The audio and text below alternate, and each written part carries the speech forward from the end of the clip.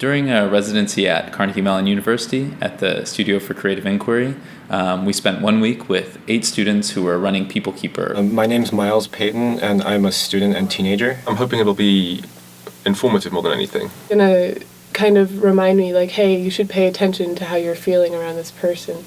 They had a chance to manage their social lives automatically and figure out complicated relationships that go along with being a freshman. People Keeper uses GPS and a heart rate monitor to figure out when you're coming and going from meeting people and how they make you feel.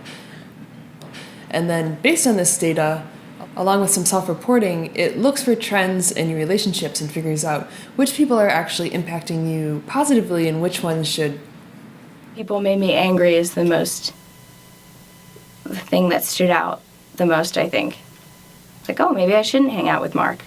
Maybe he's kind of a dick. And, we like things, we favorite things, retweet things, and we have a pretty good feeling for how well something went online. But in person, we just don't do it. But once you start doing it, we found a lot of the students wanted to do this with everything. They wanted to like and favorite and keep track of all of their interactions with everybody and everything even. Using the app as a justification for not wanting to spend time with someone is a lot more definitive than just saying, I'm uncomfortable.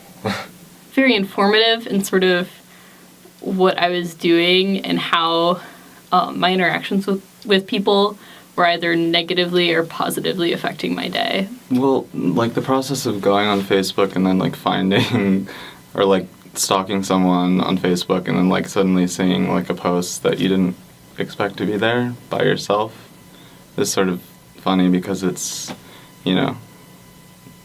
challenging your authorship and agency in that situation.